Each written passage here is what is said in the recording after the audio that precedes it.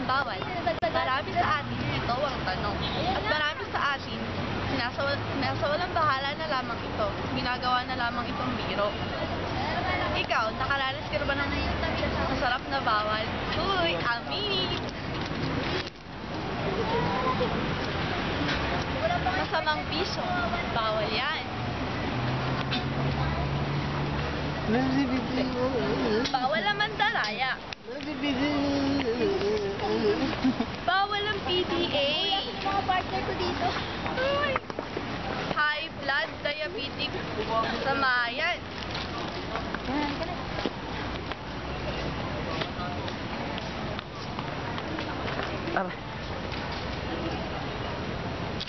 Bawal na pag-ibig.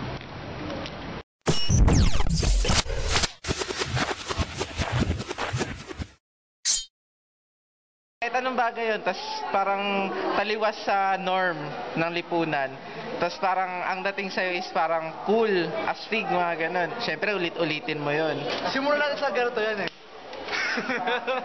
Kasi alam mo natin yung mga Pilipino, di ba? Mahilig yan sa mga bawal. Kahit na simpleng bawal mo, gugustuhin pa rin nila. Pero pag binawal mo na sila, ayaw na sila, di ba?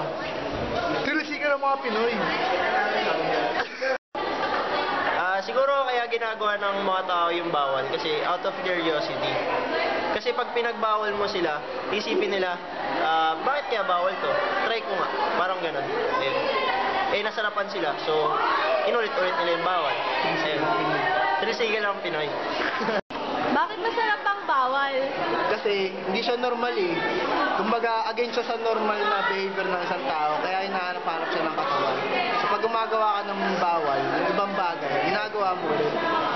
Para as a person, pag pinagbabawalan tayo sa isang bagay, na-curious tayo, di ba? Parang hindi natin sila titigilan hanggat hindi natin yun nararanasan, nakikita, or whatsoever.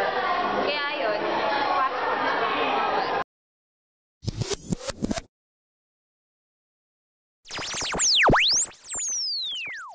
Saka isang double meat. Quatro. Wala din double meat, B-fresh na lang po. Yeah, Max. B-fresh na lang po.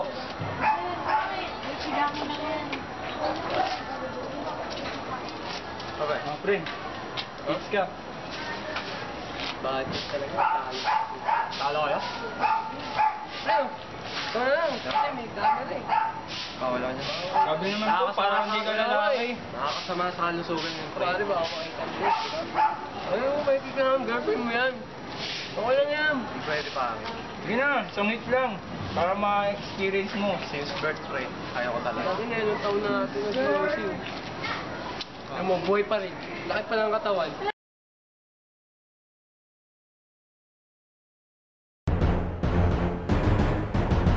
Kuya, ba't ka po naninigarilyo? Wala lang, pagkatanggal ng stress. Kailangan po ba yan pag nag-stress? Oo naman, nakaka-relax kasi. Alam niyo po bang masama yan? Oo naman, Pero patuloy niyo pa rin pong ginagawa. hindi naman lagi, minsan lang.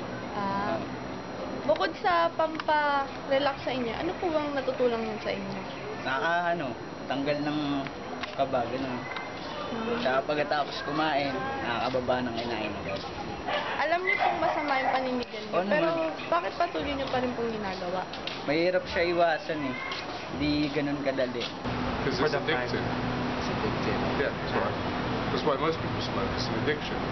Addiction. So, what's this addiction do to you? So, does it bring pleasure? No, it's an addiction. It's something that you have to do. Do you find it relaxing? No, it's more that if you don't do it, then it's the opposite of relaxing. So actually smoking isn't relaxing or nice, particularly. It's just if you don't smoke then you feel worse. So maybe psychologically, maybe there's nothing physically. Ayon nga sa Republic Act 9211, Section 2, Batas sa Pilipinas, ito ay nagsasabing ang gobyerno ay pinoprotektahan ang mamamayan sa kahit anumang bagay na nakasisira sa kanilang kalusugan, nagpo-promote ng karapatan na nangangalaga sa kapakanan ng bawat isa sa kanyang nasasakupan.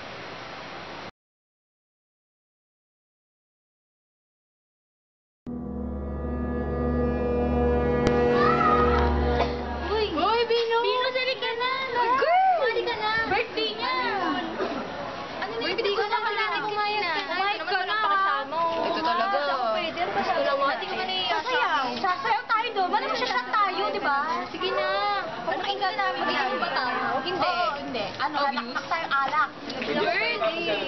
Sige na. Sige na. College naman na tayo. Hindi naman yung pang high school eh. 5 na yan. Yay! Diba? Sabihin sa nanay ko. Sige.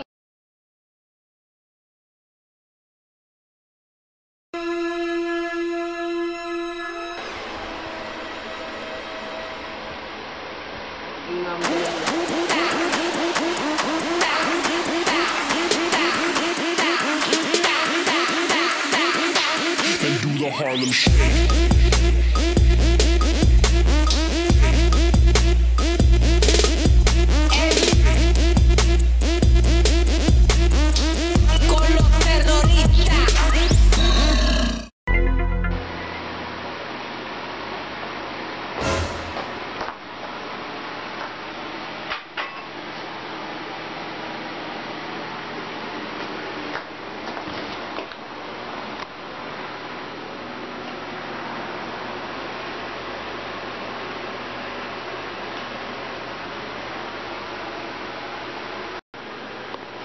Ayon nga sa House Bill number 5101 na inintroduce ni Diosdado Macapagal at Gloria Macapagal Arroyo, ito ay ang pagbabawal ng kahit sino o anumang establishmento ng pagbibigay o pagbibenta ng mga inumin na naglalaman ng alkohol o mataas na alcohol content sa mga kabataan na below 18 o masasabi nating pasok sa underage level.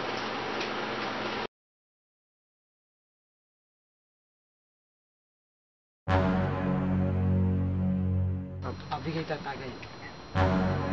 Bakit ganito po dyan naman talaga, oh? Bigay tatayo, sabi ko rin eh. Shot! So, kuya, ano pong pangalan nyo? Tawag nila sa akin Vic. Huh. No, Si- pero usually, Kuya Vic ang tawag nila sa akin. Okay po. Kuya Vic, ilang taong ka na po? 40s.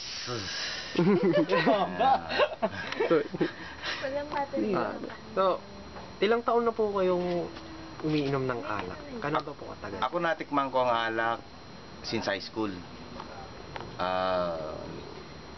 Nahook lang ako nito kasi naging alcoholic din ako since siguro mga college days na. Kasi kailangan ko na rin yan eh. Dahil sa course ko na engineering noong time na yon, kailangan kong matulog din at puro puyat kami. Kailangan namin uminom para makatulog. So parang nagiging silbing pantanggal stress po yun sa inyo? Oo, pwede rin. So, para sa inyo po, ano po yung alak? Addiction po ba siya o Masasabi mo kasing magiging addiction ka sa sa alak kung ikaw ay nakakainom na mag-isa ka.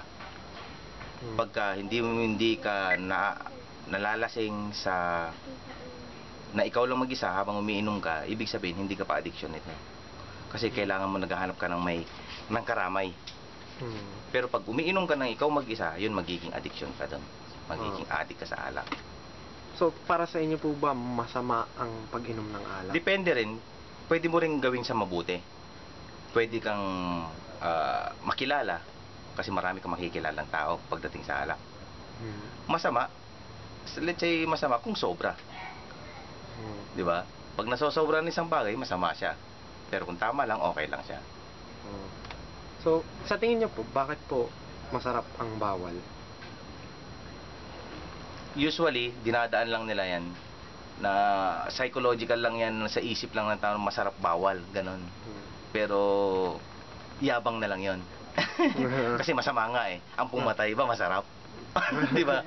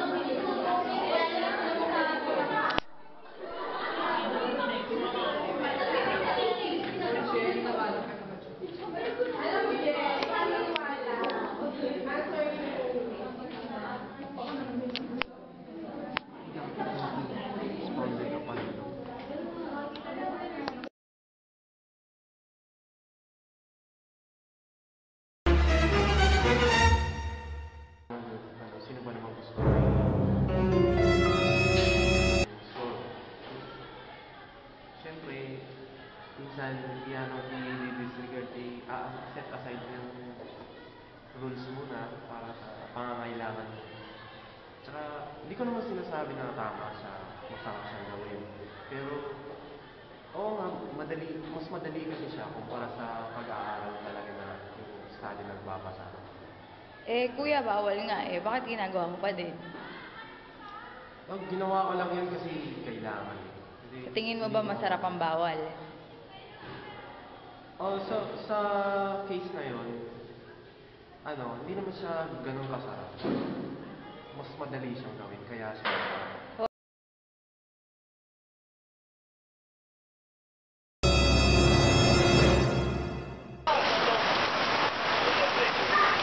Grabe yun! Ulan-ulan na nga yun! Hoy, bawal yan!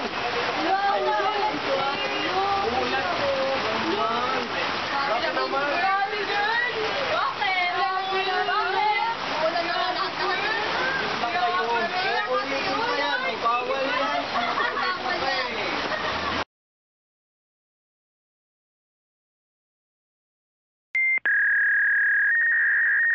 Kasi 'di ba nasa kultura natin yung pagkakaroon ng pagiging conservative ng mga kababaihan at pagiging gentleman ng mga lalaki. So, any comments about sa culture nating mga Pilipino na ganun? Para sa akin, hanggang ngayon naman, ang mga kababayang Pilipina ay mga mainhin pa rin naman.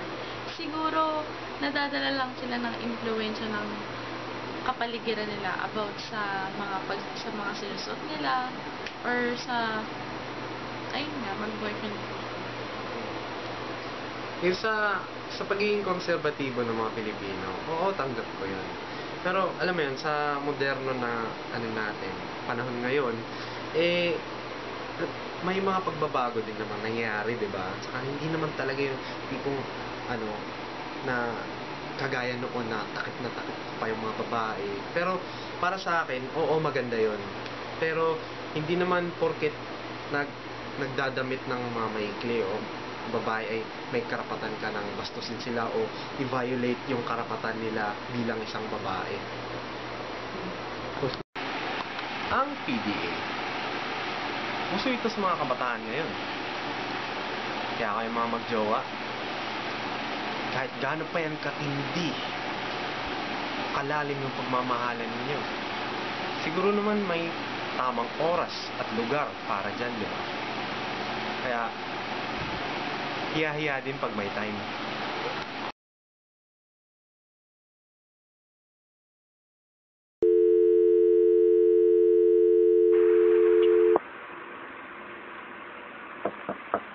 Uy, sige pasok.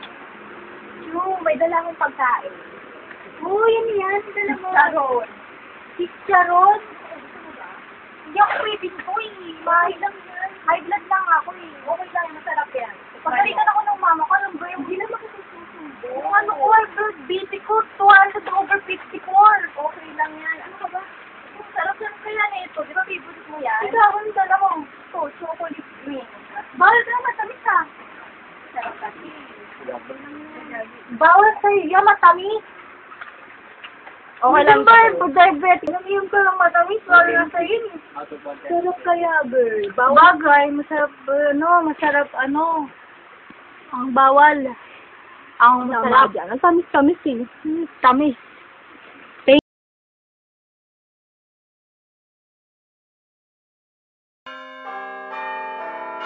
Hindi ko kasi siya mapigilan eh. Sarap kasi favorite ko yung chocolate, lalo na yung mga matatamis. Ganon. Kaya ate high blood naman. Ako kasi sarap kasi ng mga katulad ng chicharon, sarap kasi ng pagsusuka. Tapos meron pa yung mga puro pang-calories, gano'n. Puro taba, ang sarap nun. Lalo sa liempuan. Sabi, So, sa tuwing nakakaharap po kayo ng mga pinagbabawal na pagkain sa inyo, hindi po ba naiisip na bago nyo ito kainin, makakapagpalala ito ng sakit nyo? hindi namin minsan naiisip eh. Minsan lang, unti lang. Pero madalas talaga naiisip namin, masarap talaga yung bawal. Minsan kasi, naisip din namin, nakaka-apekto na sa kalusugan. Pero minsan kasi hindi din namin mapigilan kumain. Dahil nga, paborito namin to, saka hindi na maiwasan. Okay, sarap nga naman kumain. Kain. nilamon. Di porkit busog ka na, malusog ka na. Hinay-hinay lang sa pagkain. Tapos na, pag nagkasakit ka, sisi mo sa gobyerno. Eh, di ba parang mali naman na manisi tayo ng ibang tao sa sarili nating pagkakamali?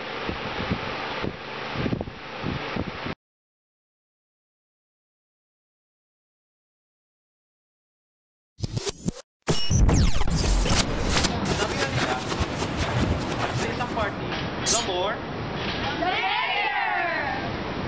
pero sa isang relasyon, pag may third party, merrier pa kaya?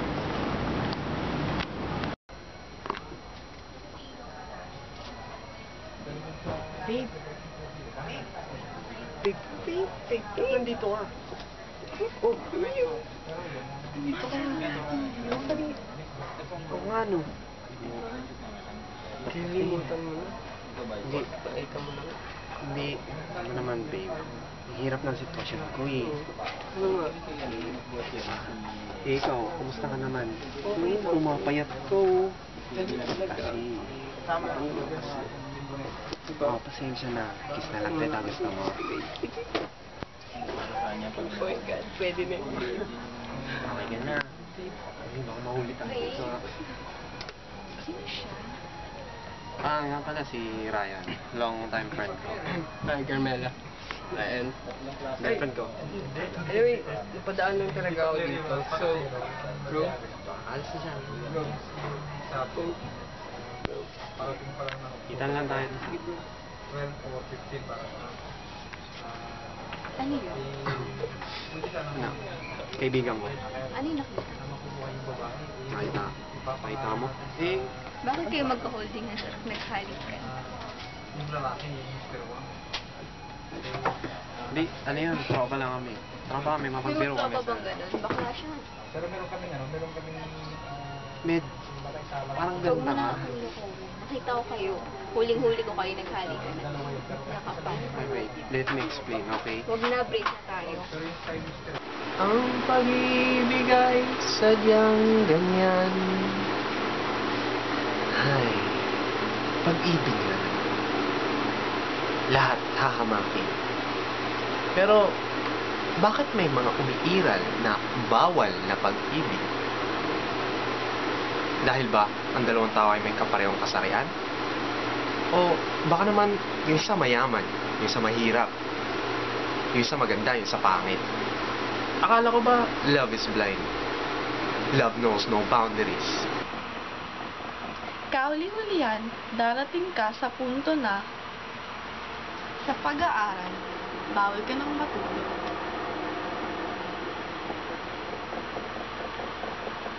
Wala eh, masarap ang bawal. At dito po nagtatapos ang aming dokumentaryo. Maraming salamat po sa panonood. Sige, tulog na po ako.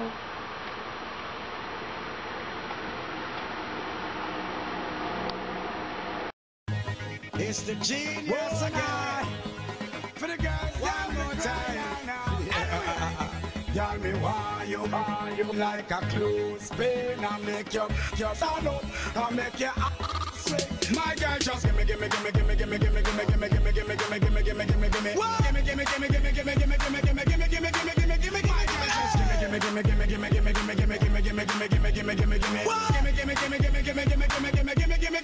gimme.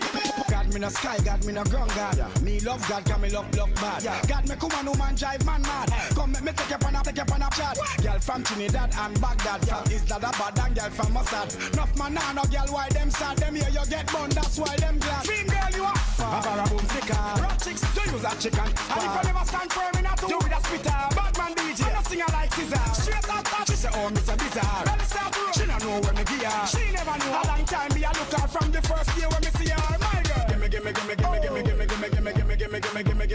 Saga, gimme.